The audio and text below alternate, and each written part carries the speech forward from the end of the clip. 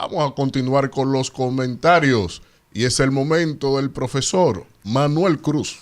Señores, gracias a toda la gente, ¿verdad?, que día tras día, pues, nos brinda el privilegio de buscar nuestros comentarios. Miren, en el día de hoy quiero, ¿verdad?, hablar de una noticia que es bastante positiva para la República Dominicana y es nuestro triunfo, si se le puede llamar así, de haber conquistado por primera vez en la historia de este país una posición en el Consejo de Derechos Humanos de las Naciones Unidas que se oficializó en el día de ayer. Y digo triunfo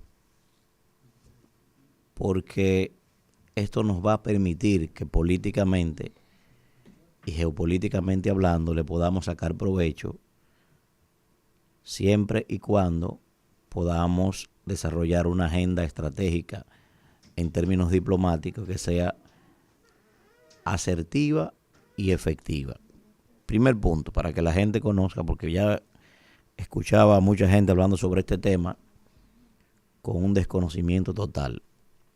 Primero, ¿qué cosa es el Consejo de Derechos Humanos? Aunque en la práctica es el órgano intergubernamental de las Naciones Unidas que versa, ¿verdad?, sobre la promoción y protección de los derechos humanos a escala planetaria, hay que decir que en la práctica el alto comisionado de las Naciones Unidas para los Derechos Humanos se ha constituido en el órgano de mayor importancia, con más de 80 oficinas desplegadas en los 5 continentes. Pero el Consejo de Derechos Humanos, que está compuesto por 47 estados, es una institución de suma importancia para la diplomacia, y para la geopolítica a nivel global, por lo que están significando en el siglo XXI el tema de los derechos humanos, y voy a explicarlo. Primero,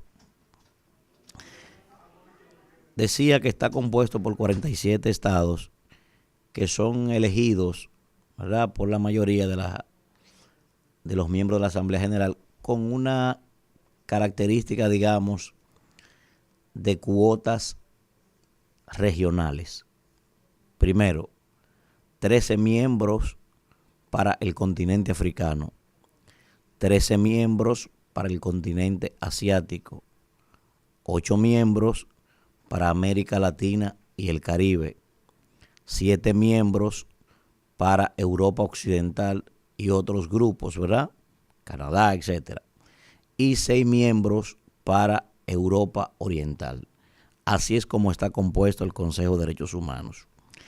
En teoría, el Consejo de Derechos Humanos debe ser ocupado por países que hayan presentado mejorías en el cumplimiento de los compromisos de respeto a los derechos humanos. Eso es en teoría. Sin embargo, en la práctica, la diplomacia y la geopolítica es la que impera para eso. Por eso digo un éxito de la República Dominicana, porque si llegamos a esa posición, eso significa que en términos pragmáticos desarrollamos una agenda diplomática de escarceo bilateral para que eso pudiera ser real. ¿Por qué? Les voy a explicar, miren qué simple.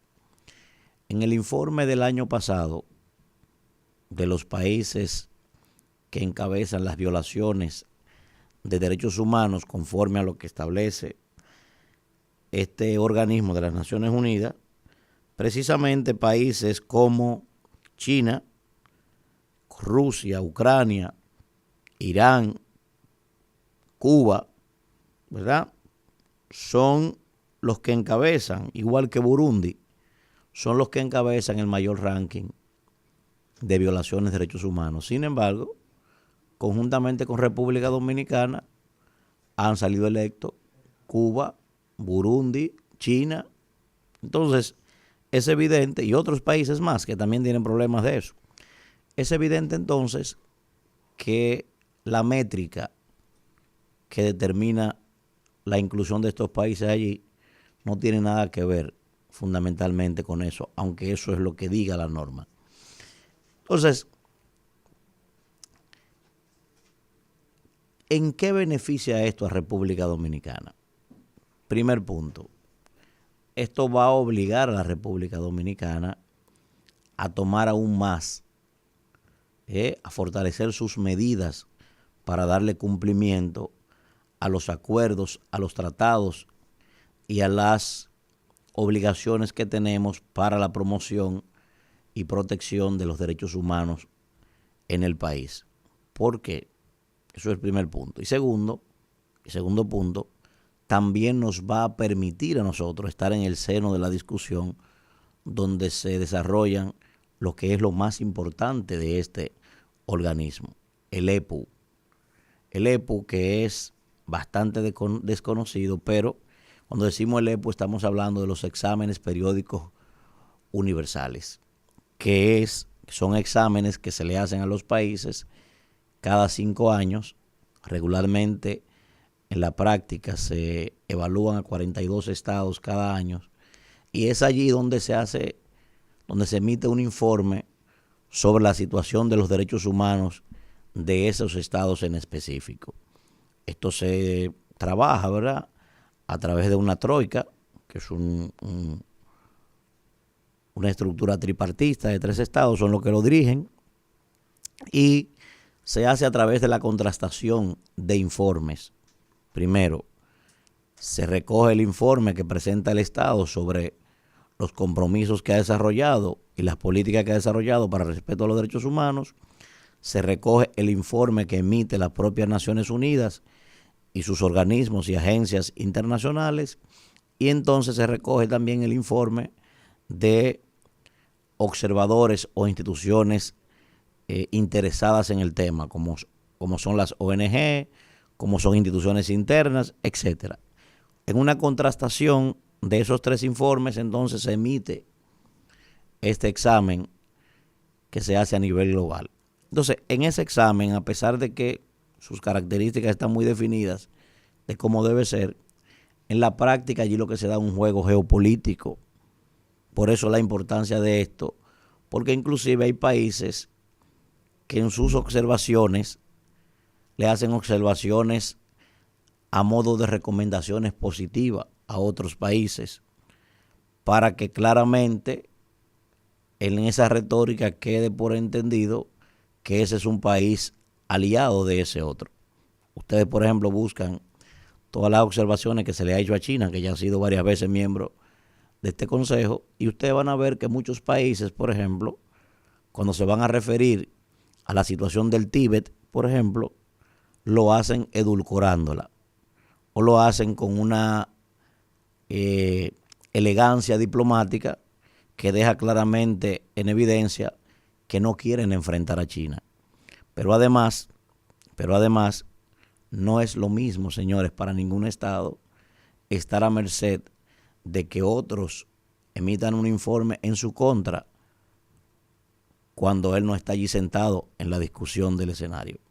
Por eso, como tenemos una problemática indisoluble con nuestros vecinos, es un éxito de la República Dominicana haber llegado allí y estar sentado ahora en la mesa de discusiones en Ginebra, porque ahí vamos a tener la oportunidad nosotros mismos de poder enfrentar esos informes que llegan allí o esas evaluaciones sobre la política vernácula nuestra en torno a la protección de los derechos humanos, ahí mismo sentado en la mesa de discusión. Por eso, repito, me parece un logro de la política exterior dominicana. Se evidencia que se hizo un trabajo de lobismo profundo para que República Dominicana consiguiera esa posición, y ahora lo que hay es que enfocarnos en que no nos vaya a pasar lo mismo que nos pasó cuando ocupamos una posición en el Consejo de Seguridad de las Naciones Unidas. Inclusive tuvimos la oportunidad en 2 ocasiones de presidir el Consejo de Seguridad.